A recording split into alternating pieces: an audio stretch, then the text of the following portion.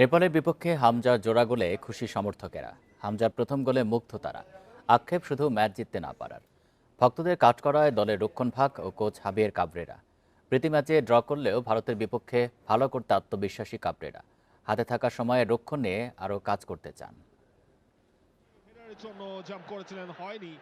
কি অবিশ্বাস্য, কি অসাধারণ, কি দারুণ! হামজা চৌধুরী বলেই এটা সম্ভব।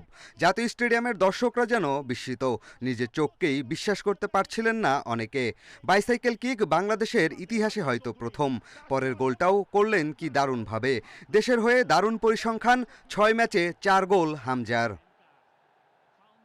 বাইসাইকেল যে কিক, যে গোলটা দিয়েছে মানে এক কথা চমৎকার। নিজের চোখে দেখতে পেরেছি, এটা অবিশ্বাস্য।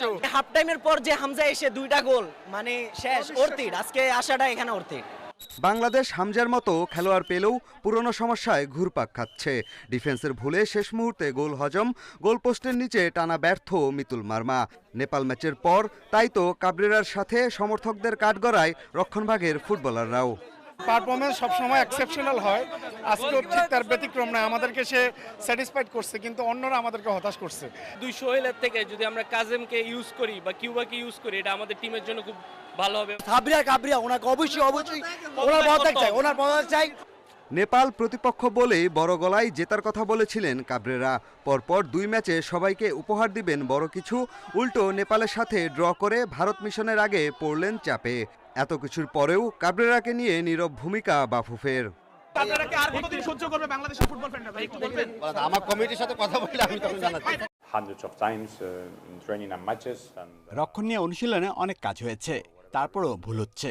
যদিও এটা ফুটবলের অংশ। ভারত ম্যাচের আগে 4 দিন সময় পাবো। আশা করি ভুলগুলো শুধরে ইতিবাচক কিছু দিতে পারবো। জায়ান ও হামজার ইনজুরি চিন্তা বাড়িয়েছে। তবে ভারত ম্যাচের আগে 4 দিনের বিরতিতে তাদের ফিট হওয়ার সম্ভাবনা দেখছেন কাবরেরা।